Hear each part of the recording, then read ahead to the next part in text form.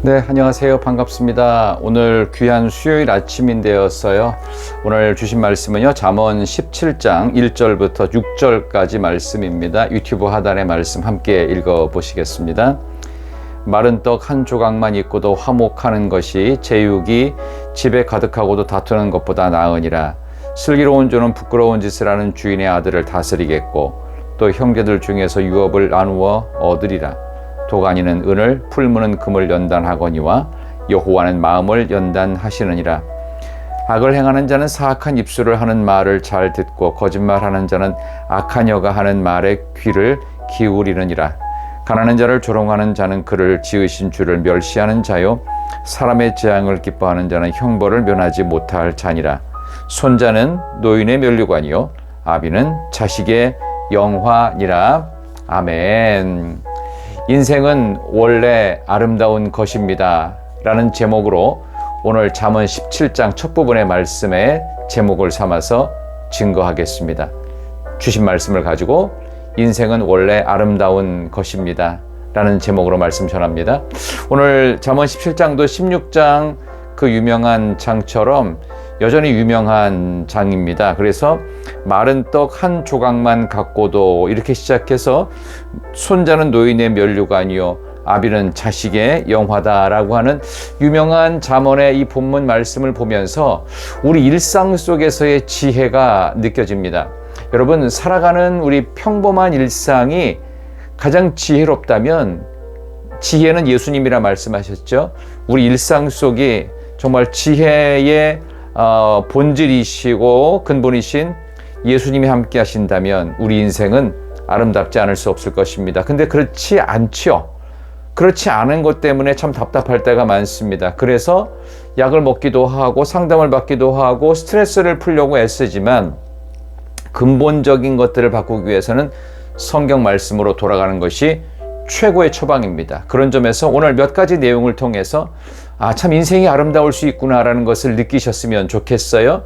우리 내일이 수능고사일인데요. 오늘 예비 소집일이 있는 날입니다. 저희 아이도 이제 1년 정도 남았어요. 우리 그런 점에서 수능을 또 학력고사를 또 대입을 치러보신 모든 분들에게 이 날은 얼마나 초조한 날이 될까요? 그러나 우리 인생은 원래 아름다운 것입니다. 오늘 말씀처럼 하면 말입니다. 우리 1절부터 짧게 한번 살펴볼까요? 1절의 내용은요, 마른 떡 한 조각만 있고도 화목하는 것이 제육이 집에 가득하고도 다투는 것보다 나으니라. 화목한 가정을 얘기합니다. 그래서 가정의 본질은 화목이에요.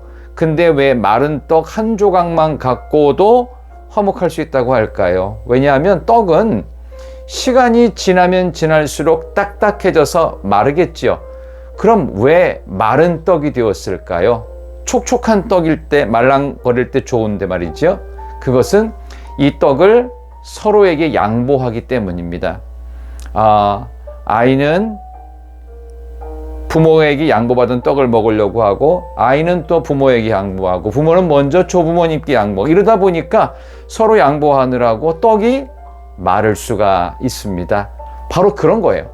화목한 가정으로서의 모습이 정말 중요한 인생의 지혜다. 그래서 인생은 아름다울 수 있습니다. 화목함이 중요한 가정의 핵심입니다. 그래서 제육이 집에 가득하고도 다투는 것보다 나으니라. 제육은 예배 드릴 때 쓰는, 우리 제사 드릴 때 쓰는 음식 아닙니까? 이렇게 예배 행위, 종교 의식이 가득한 집이라 하더라도요, 뭐가 문제가 되는 거예요?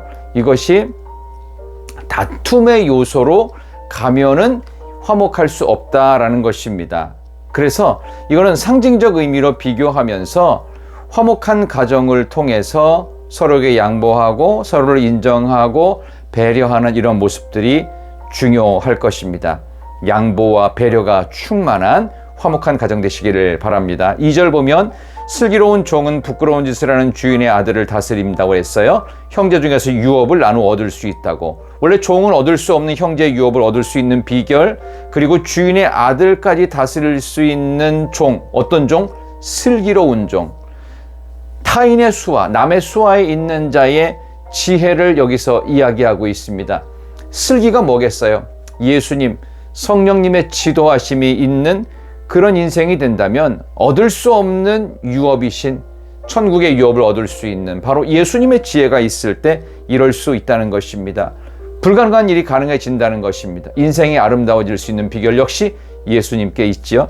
3절 도가니는 은을 풀무는 금을 연단하거니와 여호와는 마음을 연단하시느니라. 도가니나 이 풀무는요 고난의 끝자리입니다. 엑기스를 뽑아내는 거예요. 그래서 은을 만들어내고 금을 연단한다고 그러잖아요. 고난이라는 것은 마지막까지 몰아넣음으로써 우리를 강력하게 연단시킵니다. 그래서 뭐가 나와요?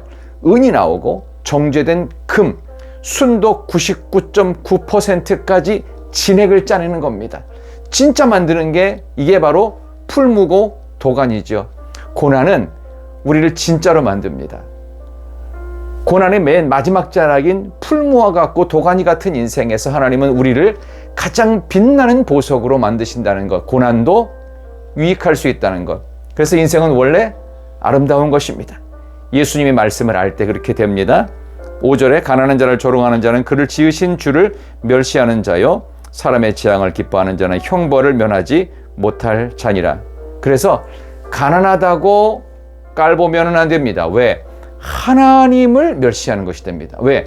가난은요 축복이 아니에요. 누군 주고 누구는 벌 받을 사람이니까 안 주고가 아닙니다. 가난은 가난하다는 것은 부유함의 반대급부 아닙니까? 그렇다면 결국 부요하고 더 있는 자들이 뭐 하라는 겁니까? 은사로서 그걸 나누어서 모두가 만족하게 만들어라, 그런 뜻입니다. 근데 지금 어떻습니까? 물질을 갖고 자랑하는 헛된 인생들이 많지요. 그러므로 여러분 돈 많다고 자랑할 것 전혀 없습니다. 그래서 가난하다고 주눅들 것도 전혀 없어요. 인생은 이렇게 말씀을 통해 다시 한번 재정립될 때 아름다울 수 있습니다. 마지막 6절 손자는 노인의 면류관이요 아비는 자식의 영환이라. 손자, 자식이 부모에게, 조부모에게는 놀라운 기쁨이요 영광이 된다는 뜻이 됩니다. 여러분 원래 가족 간이 이렇게 함께함과 애씀이 필요합니다. 오랜 시간 가족과 함께해서 얻은 손주는 노인에겐 면류관이 될 것이고 고된 노동과 수고와 땀을 통해 자녀를 교육시킨 그 아비, 이것이 바로 자녀의 영광이 될 수 있습니다. 인생의 본질은 그래서 아름다울 수 있습니다. 원래 아름다운 것입니다. 그래서 오늘도 하나님의 말씀을 따라서 다시 한번 믿음 안에 승리가 있기를 소망합니다. 인생은 원래 아름다운 것입니다. 누구 안에서요? 예수님 안에서. 그래서 오늘 말씀 따라 승리하시기를 소망합니다. 인생은 아름답습니다. 하나님, 참 아름다운 인생을 위해서 오늘 수요일 아침에 저희들을 불러주셨습니다. 수능을 하루 앞둔 날 불안함과 두려움이 있는 가정, 미래에 대한 막막함과 걱정이 있는 모든 가정 가운데 예수님의 지혜인 말씀을 통하여 가정의 화목이 만들어지게 도와주시고 또 노인의 영화요 부모의 면류관이 되는 그런 자식들의 모습이 아름다워지게 도와주시고 아버지는 가난한 자를 멸시하지 않고 존귀히 여기며 부하다고 하여 교만하지 않는 삶의 지혜로 아름다운 인생, 참으로 인생은 아름다울 수 있음을 만들어내는 믿음의 사람들 되게 해주시기를 예수님의 이름으로 기도드리옵나이다. 아멘. 쌀쌀한 날씨에도 여러분들 오늘 좋은 날 되시길 바랍니다. 인생은 원래 아름다운 것입니다. 참으로 귀한 수요일 되시고요. 내일 수능날 아침에 여러분과 함께 계속되어지는 잠언 17장 뒷부분의 말씀을 갖고 찾아뵙기를 원합니다. 안녕히 계세요. 축복합니다. 사랑합니다.